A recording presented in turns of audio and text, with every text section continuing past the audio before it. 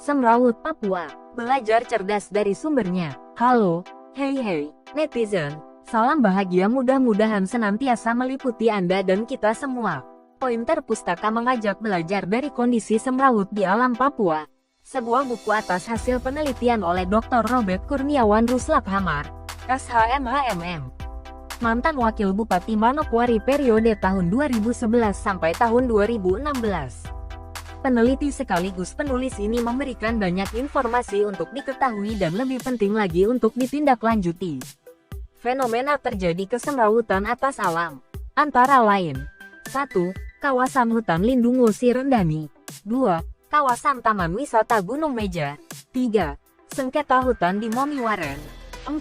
Cagar alam Pegunungan Arfak. 5. Kawasan Taman Nasional Laut Teluk Cenderawasih Manokwari. Padahal kalau kita kembali pada kaidah penataan ruang, atau sebut saja pelestarian alam, pertama, harus mendatangkan manfaat yang maksimal. Kedua, tidak ada pemborosan atau pengrusakan dari sisi kuantitas. Ketiga, tidak menimbulkan kesemrawutan dari sisi kualitas. Peneliti menyebutkan di awal bukunya, bahwa ditilik dari akar permasalahan kesemrawutan itu disebabkan. Pertama, terjadi penyimpangan peruntukan ruang. Kedua, terjadi perebutan atas ruang.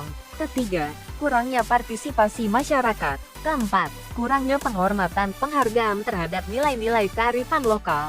Berbicara kata kunci peruntukan bisa berpedoman pada Undang-Undang Pokok Agraria Pasal 2 Ayat 2, bahwa negara diberi wewenang untuk mengatur dan menyelenggarakan peruntukan, penggunaan, persediaan, dan pemeliharaan bumi, air, dan ruang angkasa tersebut.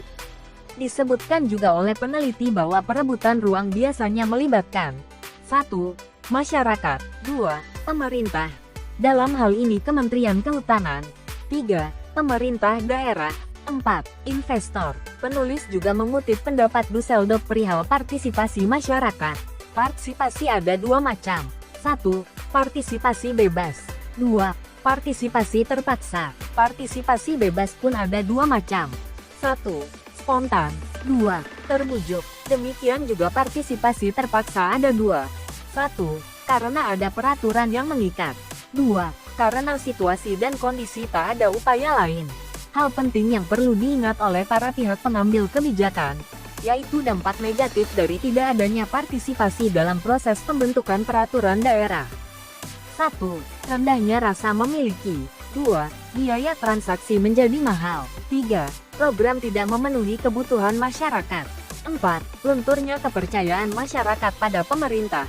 Selanjutnya untuk mempelajari kearifan lokal masyarakat Papua, penulis mencontohkan kondisi masyarakat Arfak. Mereka adalah penduduk asli Manokwari, Papua.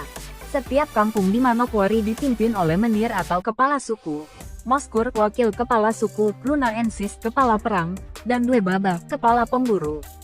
Menir adalah orang yang mengepalai sukunya dalam kampung secara turun-temurun, dan sebagai pemimpin adat. Tugas kepala suku antara lain menyelesaikan perkara-perkara yang berhubungan dengan masalah adat seperti masalah perkawinan, perzinahan, denda, pembukaan tanah, dan hak tanah. Di samping itu bertugas sebagai Ottoro Furoka, tugas memerintah, dan tugas Shokona Onetep yaitu sebagai pimpinan perang. Tugas-tugas tersebut dilakukan untuk kepentingan warga satu kampung dan kampung lainnya. Kalau terjadi sengketa adat antara warga kampung yang satu dengan kampung lainnya, maka kepala suku tersebut akan menghubungi pihak yang bersengketa dan menyelesaikan masalahnya. Netizen yang pinternya ndak habis-habis bisa tahu lebih lengkap dengan membaca sumber aslinya. Netizen yang cerdas tidak percaya slogan katanya ini katanya itu.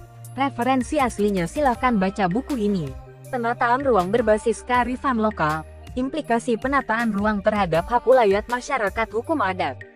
Buku berisi 260 halaman ini ditulis oleh Dr. Robert Kurniawan Ruslap Hamar, SHMHMM. Cetakan pertama buku ini diterbitkan tahun 2017 di Jakarta oleh penerbit Calpulis. Oke, selamat membaca tuntas, membaca cerdas.